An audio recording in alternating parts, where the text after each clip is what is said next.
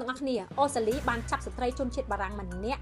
នៅប្រលានយន្តហោះពាក់ព័ន្ធនឹងគ្រឿងញៀនដែលមកពីប្រទេសសៀមទៀតហើយបងប្អូនគណៈពេលប៉ូលីសអូស្ត្រាលីចោះស៊ើបអង្កេតយ៉ាងសកម្មនៅលើបុគ្គលិកអាកាសចរមួយរូបដែលបានរកឃើញគ្រឿងញៀននៅជាច្រើនចេញមកពីប្រទេសសៀមចូលមកប្រទេសអូស្ត្រាលីបងប្អូនហើយប៉ូលីសអូស្ត្រាលីនេះក៏កំពុងតែសកម្មនៅក្នុងការស៊ើបស្រាវជ្រាវរកមេខ្លោងធំនៅប្រទេសសៀមដែរក៏បានសហការជាមួយប៉ូលីសនៅប្រទេសសៀមដើម្បីស៊ើបអង្កេតពីបញ្ហាគ្រឿងញៀននេះផងដែរបងប្អូនឥឡូវនេះស្រាប់តែមានព័ត៌មានបានប្រហោះថាលេចលឺចាប់ស្ត្រីដែលជាជនជាតិបារាំងដែលចេញពីប្រទេសសៀមហើយបាននាំគ្រឿងញៀនពីប្រទេសសៀមចូលមកប្រទេសបារាំងទៀតហើយបងប្អូនទាំងអស់គ្នារឿងនេះផងដែរបងប្អូនទាំងគ្នាគឺល្បីពេញពិភពលោកតែម្ដងពីថ្ងៃមុនគឺជានារីបំរើនៅលើយន្តហោះត្រូវបានចាប់ខ្លួននៅប្រទេសអូស្ត្រាលីដោយរកឃើញគ្រឿងញៀនចំនួន1គីឡូបងប្អូនទាំងគ្នា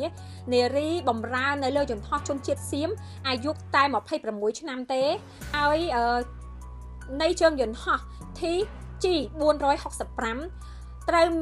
វបានសមត្ថកិច្ចអូស្ត្រាលីចាប់ខ្លួននៅព្រលានយន្តហោះទីក្រុងមែលប៊ននៅថ្ងៃទី29ខែមិថុនាឆ្នាំ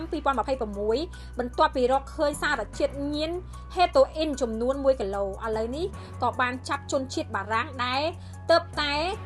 ចេញមកពីប្រទេសសៀមផងដែរឥឡូវនេះប៉ូលីសរបស់អូស្ត្រាលីក៏បានសហការជាមួយប៉ូលីសសៀម